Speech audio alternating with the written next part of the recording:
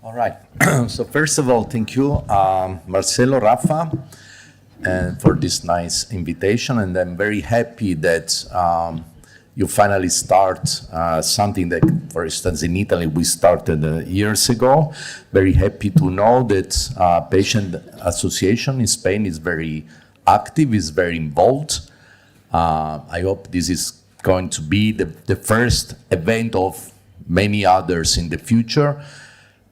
Because Spain is a very important country. You have a lot of expertise on mitochondrial disease. You have one of the father of mitochondrial medicine, Julio, is your mentor here. So you really deserve to be very active in the field, organizing these joint initiatives with scientists and patients. So congratulations.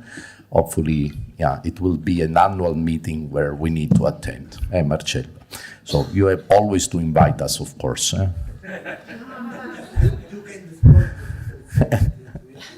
No, the secret cannot be discussed. Anyway, so today the idea was to explain what the European reference networks are doing in Europe, but not only in Europe. And I have to say I'm very lucky because I'm a Genomit partner since almost 10 years.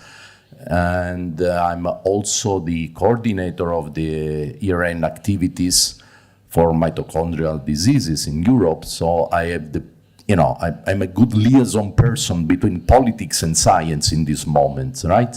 So we can provides good message also to the European Commission and the importance of mitochondrial disease in this rare world, right? So the idea is to discuss a few things that we have done today with you. But first of all, just to give a couple of slides of introduction. I don't have the timer. Dov'è Marcello?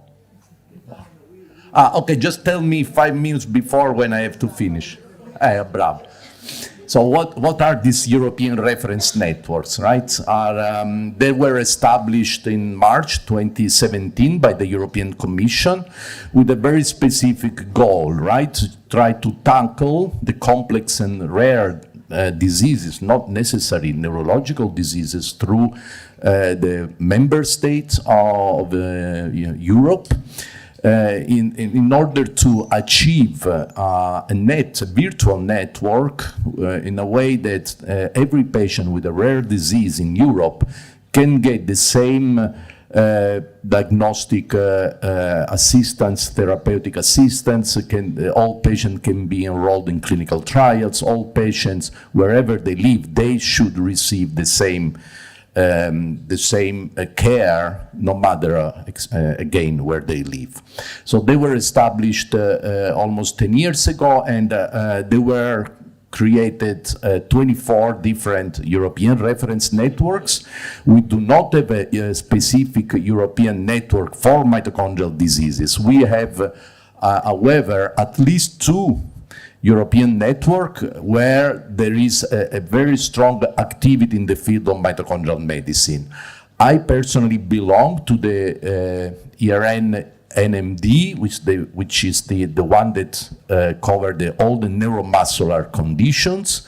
But for instance, also in the METABERN, there is a mitochondrial working group, which is very active, where Marcelo is very, very active. And just to... Do we have a pointer, how it works? Yes.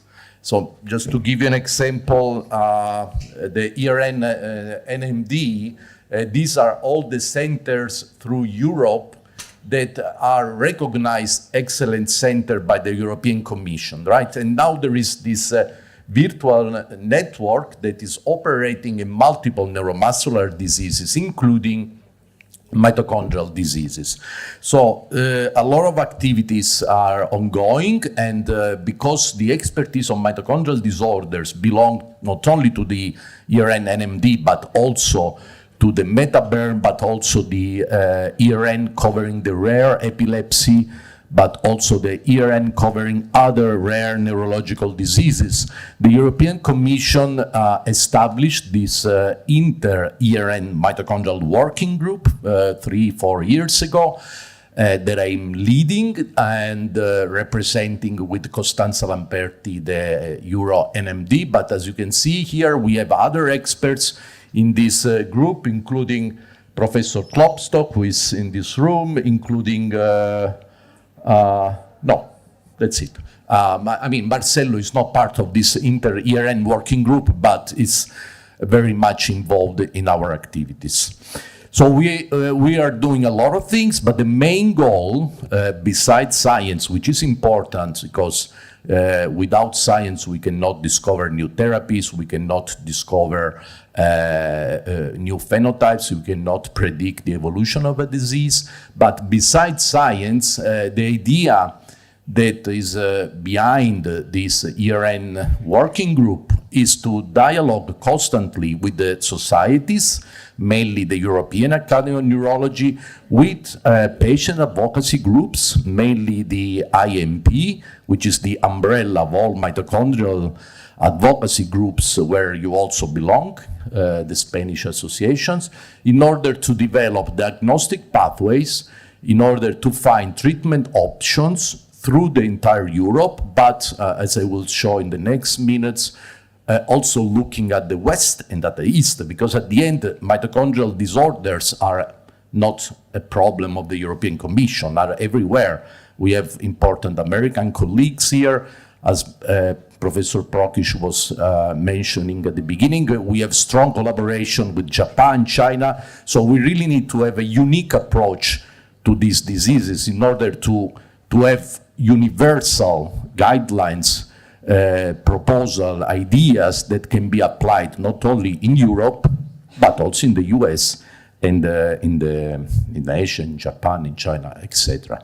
So we have done already a lot of initiatives. We have reached a lot of consensus on several topics. This is, for instance, a very recent workshop that was published a few months ago, covering the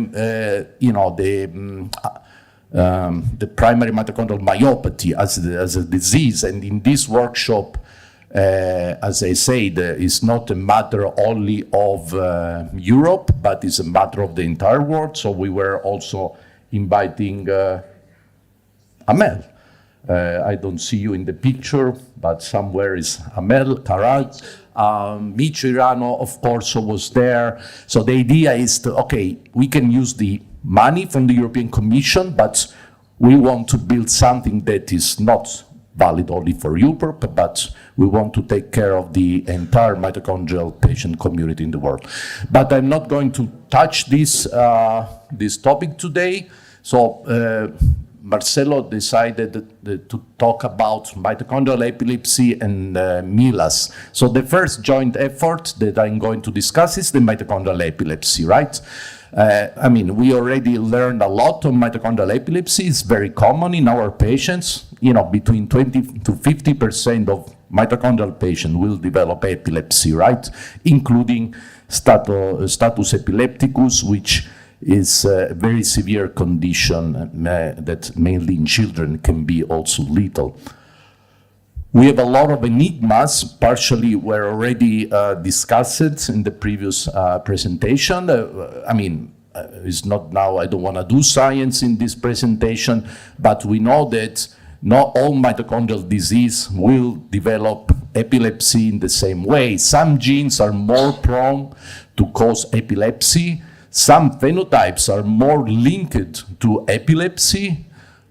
Y complex 1 deficiency that was mentioned before also Marnie is more prone to cause epilepsy. Why some genes, for instance, POLG in the juvenile age is more prone to cause severe epilepsy, and why some areas of the brain are more prone to develop epilepsy, right? So there are a lot of enigmas that I'm not going to cover today in this presentation, but beside all these enigmas that the scientists to trying to fix it, and one of the mission of Genomit is to provide answer to these enigmas. What about the treatment? So the idea was to put together a bunch of experts in the field of either rare epilepsy or mitochondrial diseases, and this was an international effort that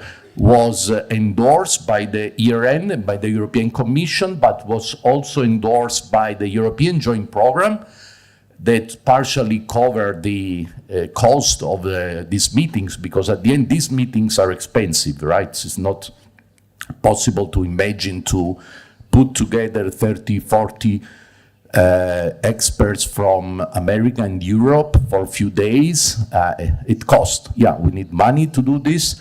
And thanks God, the ERNs in this particular journey, the main money donor was the ERN NMD, but European Joint Program was helping us. Lily from UK and Mitocom from Italy were strongly supporting us, but also MetaBurn, Epicare, and the ERN R&D. And this is the face-to-face meeting that we had in Budapest. Was a very nice, workshop. I don't know if Jude is still around. Judith Molnar was one of the organizers. When you approach a rare disease, you always have the problem that we don't have a lot of evidence. No, thinking about the DBS in mitochondrial diseases, the colleague was revising the literature. She found only 12 patients, right? So it's not easy to say, Micho say, which is the patient that has to be evaluated for DBS. I mean, who knows? Because there are not enough data. So when you deal with rare diseases, you have to apply a specific methodology to develop guidelines, because you cannot use the same approach that we always use when we deal with common disease, like stroke, like diabetes. We have hundreds of thousands of patients, so we can really have a strong experience based on millions of data. Here is not the same, so we need to use specific methodologies that are also endorsed and suggested by the European Academy of Neurology and by the European Reference Network. So if you have a good methodology behind, the results you can achieve are of good quality. So you can say, listen, if we say these things, probably we are right, just follow our suggestion, follow our guidelines.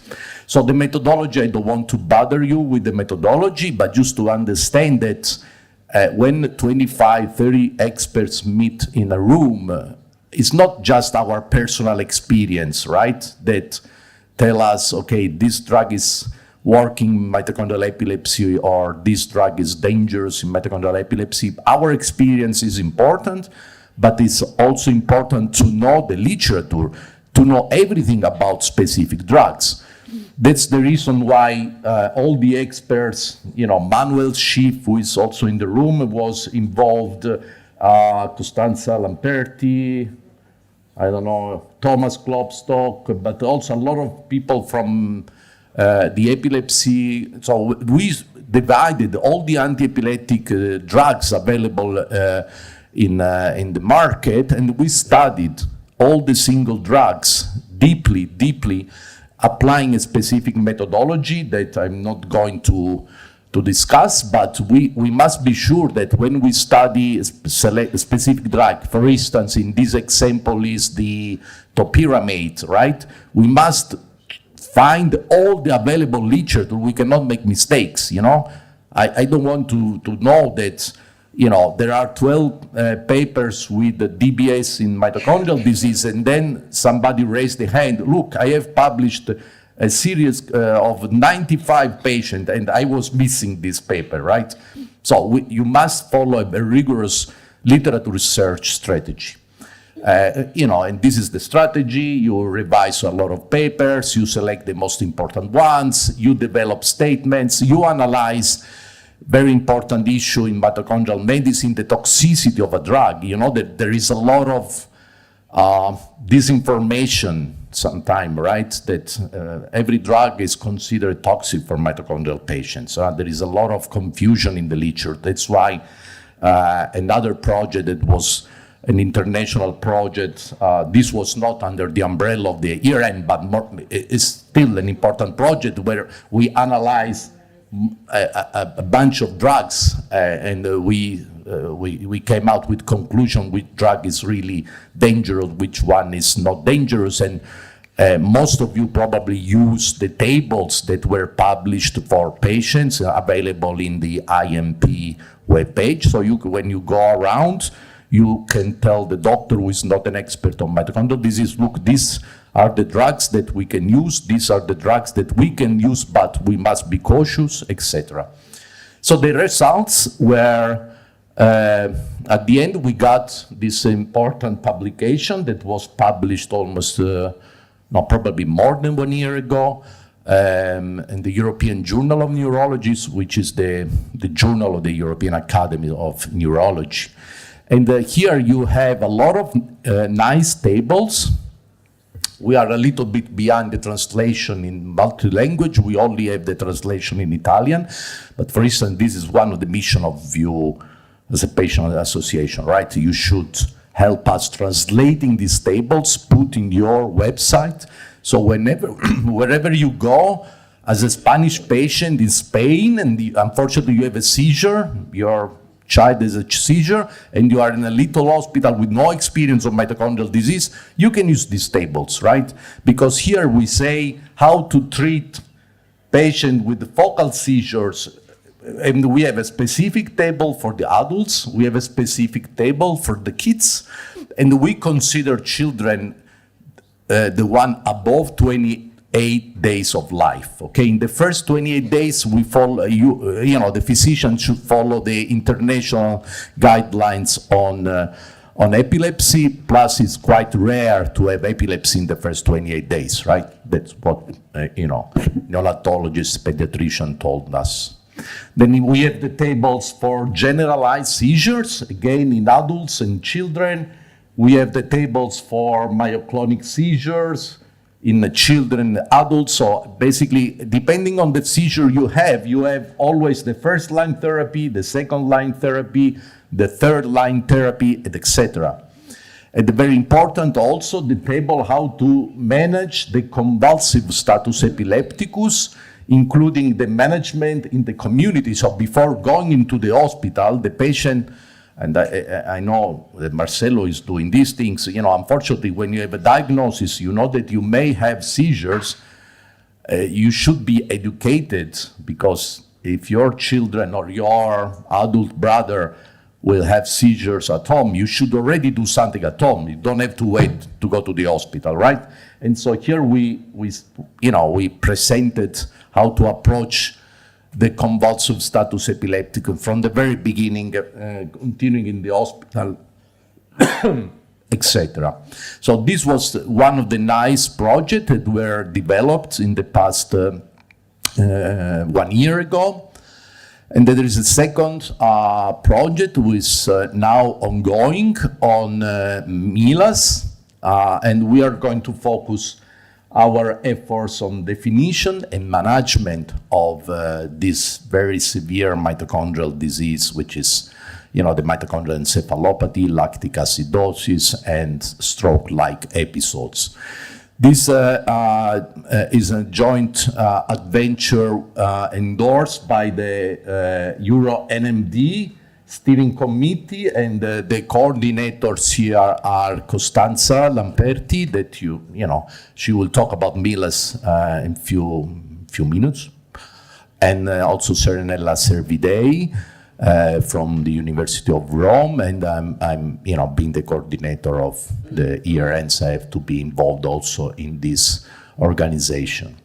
Of course, this is an ongoing project. What we have done, first of all, we decided to work again with Americans, with the US colleagues. So this is going to be another project, formally a year-end project, but endorsed also by the United States experts on mitochondrial disease.